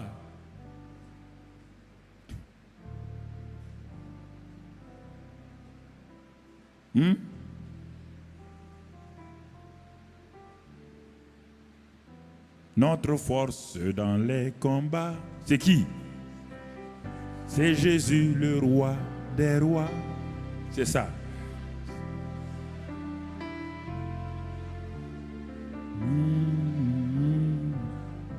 Notre force dans les combats, c'est qui? C'est Jésus, le roi des rois. C'est ça. Avocat. Le rocher de notre foi. Vous ne chantez pas ça tout le temps. Je suis capable. Tu es capable de faire quoi? Quand on dit ça, le pasteur Yvan aussi se fâche contre moi. Il vient.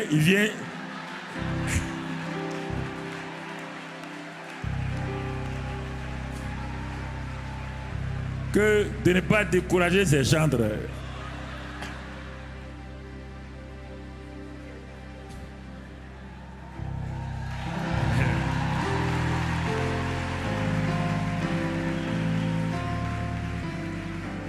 Bon, comme le pasteur Mathieu doit être dans les parages, on va rapidement terminer. Non, il faut respecter les oreilles des gens. Donc, c'est... ok. Donc, merci Seigneur. Alors, nous allons simplement faire quelques prières et quelques proclamations. Si tu as déjà compris ça, maintenant, quand tu es arrivé à tout ça, ton cœur est affermi. Tu commences à prier maintenant. Tu commences à dire merci à Dieu. Tu dis, mais Seigneur. Donc, élevons notre voix pour dire merci à Dieu. Maintenant, tu peux poser ton bic tout autour. Élève ta voix pour dire merci à Dieu pour la destinée qu'il t'a donnée en Christ. Dis, Seigneur, je te remercie parce que jusqu'à présent, j'ai douté de ça. Mais Seigneur, je te remercie. Élève ta voix. Merci, Seigneur, parce que tu nous as donné une vraie destinée en Christ. Et nous croyons cela de tout notre cœur. C'est pourquoi ce soir, nous te disons merci pour cette grande destinée que nous avons en Christ. Tu nous as bénis de toute bénédiction. Tu nous as tout donné. Et c'est pourquoi nous te louons, te glorifions, Père, au nom de Christ Jésus. Dis merci au Père ce soir encore. Et dis-lui que l'ennemi n'a aucun... Ne peut mettre devant toi aucun obstacle qui va t'empêcher d'entrer dans ta destinée. Que tu refuses que l'ennemi mette un obstacle devant toi pour dire merci au Père. Parce que Dieu même a enlevé tous les obstacles. Et par sa grâce, il te fait entrer dans ta destinée au nom de Christ Jésus. Élève ta voix devant le Seigneur. Élève ta voix. Élève ta voix, mon frère. Élève ta voix. Dieu te donne de te répandre à droite et à gauche. Dieu enlève les limites de ta destinée. Dieu enlève les obstacles, les frontières. Dieu te fait entrer dans cette destinée au nom de Christ Jésus. Rends grâce à Dieu, rends grâce à Dieu, rends grâce à Dieu. Bénis le Seigneur pour sa grâce.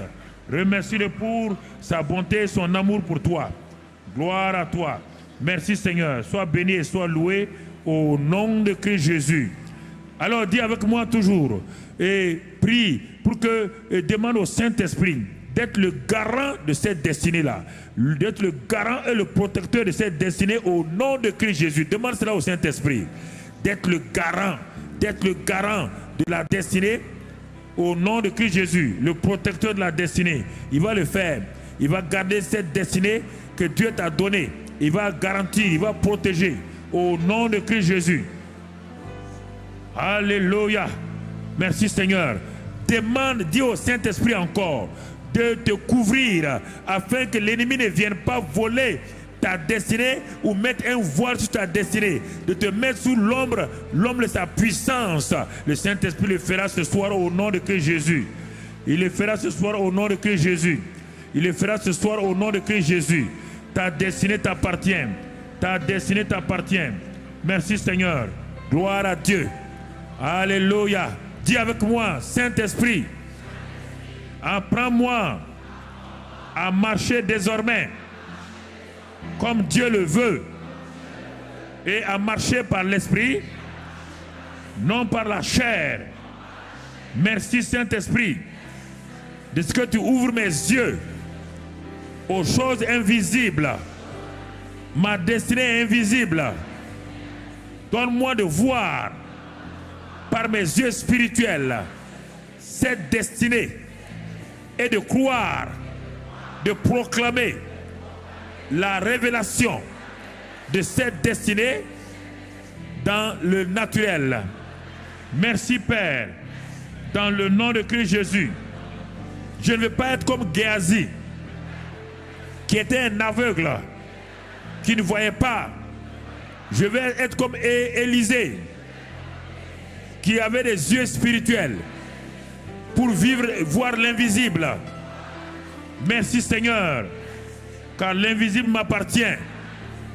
Et si j'étais comme Bartimée, j'écris à toi ce soir, ouvre mes yeux Seigneur, pour que je contemple les merveilles de ma destinée, les grandes choses de ma destinée, les victoires de ma destinée, la bonne santé de ma destinée, la fécondité de ma destinée, la prospérité de ma destinée.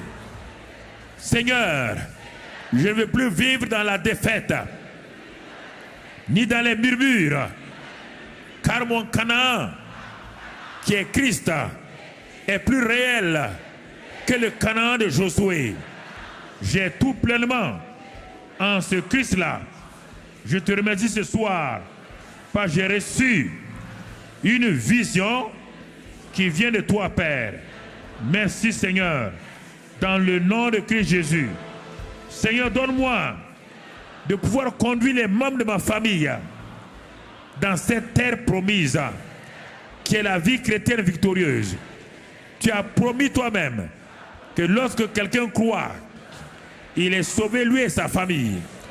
Il y a des membres de ma famille qui ne te connaissent pas encore. Mais Seigneur, c'est un héritage. C'est une parole. Ils m'appartiennent. Je les réclame.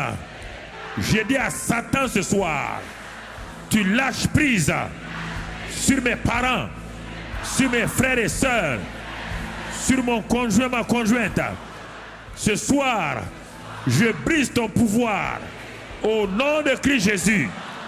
Et j'appelle mes parents, mes amis, mes conjoints à venir, à se tourner sous la conviction du Saint-Esprit vers Jésus et d'être sauvés. Seigneur, je plaide les mérites du sang de Jésus. Je les asperge du sang de Christ Jésus. Et le pouvoir de Satan est brisé sur leur vie. Et ils viennent à toi dans la paix, dans la joie. Merci Seigneur pour toute maladie dans mon corps, toute infirmité, toute anomalie dans ma vie.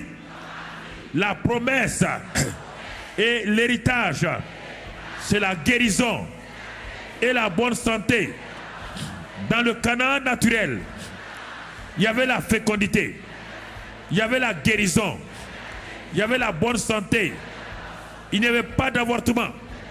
Je refuse que dans mon Canaan spirituel, qui est Christ, l'œuvre achevée de Christ, je refuse de vivre dans la maladie, dans l'infirmité, dans l'avortement, dans la stérilité. Je refuse. Ce soir, je brise tous les liens sataniques, les liens de malédiction. Je me libère. J'entre maintenant dans la guérison, dans la bonne santé, dans la fécondité. Seigneur, dans le mariage. Seigneur, ce soir, c'est mon soir. Je prends possession de mon héritage. Merci Seigneur. Sois béni, sois loué. Merci ce soir. Je repousse l'esprit de doute, l'esprit de découragement, l'esprit d'incrédulité qui m'assaille chaque jour. Je le repousse maintenant dans le nom de Christ Jésus. Maintenant, Père, le Saint-Esprit, par la parole de Dieu, met en moi la paix, la foi. C'est à cause de cela. Tous les esprits méchants qui m'oppressent, qui sont autour de moi, qui m'empêchent d'avancer, dans le nom de Christ Jésus, le pouvoir a changé de main. Le pouvoir est dans ma main maintenant. Parce qu'au nom de Christ Jésus, je marche sur les serpents, sur les scorpions et sur toute la puissance de l'ennemi. Rien ne peut me nuire. Le pouvoir a changé de main. La profondeur appelle la profondeur. Je suis en domination maintenant. J'étais le dominé. Maintenant je suis le dominateur. Par la parole et le Saint-Esprit, je domine maintenant. J'exerce mon autorité, ma domination. C'est pourquoi, Seigneur, je lis tout esprit de pauvreté. Esprit de pauvreté. Toi qui as volé ma bénédiction. Toi qui as volé ma richesse. Toi qui as volé ma prospérité. Je dis non ce soir. Ce soir, je dis non. Je commande. Esprit de pauvreté. Tu lâches ma vie financière. Tu lâches ma vie professionnelle. Tu lâches ma vie familiale. Arrière de moi. Oh Saint-Esprit. Que les cieux qui sont ouverts déversent sur moi maintenant. Bénédiction sur bénédiction. Prospérité. Victoire. Maintenant, tout travail que tu as préparé, j'entre dans ce travail-là. L'élévation m'accompagne. La justification m'accompagne. Tout problème en justice, je le repousse maintenant. Toute injustice est soumise, car je suis la justice de Dieu. L'esprit de vérité qui est en moi vivifie, me fait marcher dans la vérité. J'ai l'esprit de vie en moi. Et l'esprit de vie ce soir me donne de marcher dans la vie abondante. C'est pourquoi mon Canaan spirituel est devant moi. Je suis entré par la foi au nom de Jésus. Je prends possession de tout ce que Dieu a mis là-bas. C'est pourquoi aucun sorcier, aucun incantateur, aucun magicien n'a d'héritage sur ma vie. Tous les liens de sorcellerie, de magie, de malédiction ancestrale, d'incantation sont brisés ce soir au nom de Christ Jésus. J'asperge le sang maintenant sur tous les liens maléfiques. Je détruis les liens maléfiques par le sang de Jésus. La victoire dans le sang de Jésus. La puissance dans le sang de Jésus. C'est ce sang-là ce soir qui est ma bannière. Je dresse ce sang. Je brandis le sang de Christ Jésus contre tout esprit maléfique. Ce soir, je suis totalement libéré. En Canaan, il n'y a pas de personne esclave. Mon esclavage est terminé. Par le sang de Christ Jésus, le pouvoir du péché est fini. Je suis libéré du pouvoir du péché. Je marche maintenant dans la victoire, dans la pureté, dans la sanctification. Je quitte ce lieu ce soir avec la victoire, avec la sainteté. Seigneur, cela est ma part. Je le dis et je le proclame. Tout échec qui a fait partie de ma vie, tu es au dehors maintenant. Je rentre dans le cycle du succès, le cycle de la victoire. Tous mes ennemis, vous êtes vaincus. Vous venez contre moi par un seul chemin. Désormais, vous fuyez par 7 chemins. Je proclame désormais, ma vie porte du fruit. Je suis entré dans le cycle de bon et fidèle serviteur qui fait la joie de son maître. Je suis dans ce cycle désormais. À partir de cette conférence, je suis dans le cycle des bons et fidèles serviteurs. Désormais, le ciel, le Père, le Fils, le Saint-Esprit sont dans la joie, car je suis un bon et fidèle serviteur. Merci ce soir-là pour ta grâce et ton amour que tu m'as donné. Tu as mis en moi ton Saint-Esprit qui désormais me conduit, me guide, me dirige, et je lui fais confiance. Je le remercie ce soir. Merci Père. Élève ta voix, parle en langue, parle en langue, parle en langue, parle en langue. Parle en langue.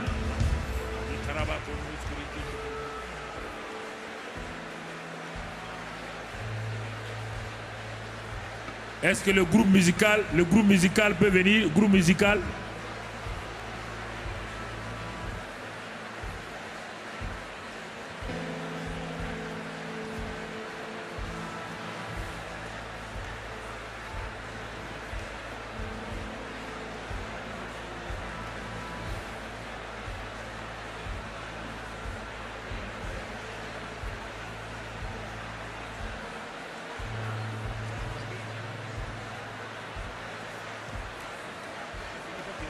Alléluia. Amen. Amen. Gloire à Dieu. Cela est accompli au nom de Jésus.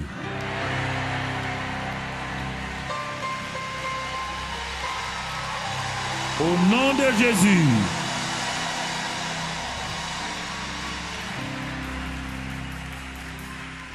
À la fin, quand le pasteur viendra, quand il va terminer, quand vous allez quitter cette salle-là, avant de revenir demain matin, déjà, tu verras les choses accomplies au nom de Jésus.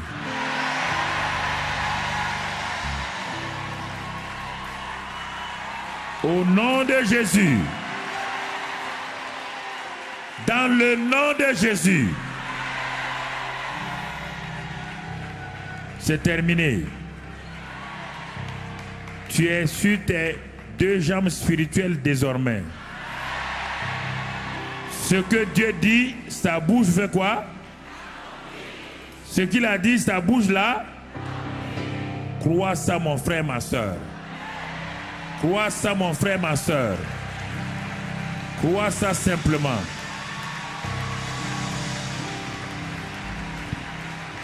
Dans le nom de Jésus. À la prochaine conférence, nous verrons les bébés miracles. À la prochaine conférence, nous verrons beaucoup de gens qui étaient au chômage venir nous dire qu'ils ont un travail merveilleux. À la prochaine conférence, tes luttes avec ton église sont terminées, ton église prospère. Dieu étend les limites de ton église au nom de Christ Jésus. À la prochaine conférence, mon frère, l'onction qui est sur toi sera doublée au nom de Christ Jésus. Tu verras les signes et les miracles t'accompagner au nom de Christ Jésus. À la prochaine conférence, tu viendras me présenter ton merveilleux mari au nom de Christ Jésus. Dans le nom de Christ Jésus. Amen. Dieu m'a. Ensemble. Dieu m'a tout donné. Encore.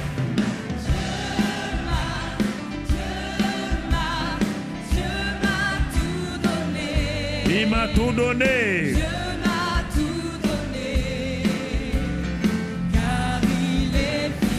Une fois encore.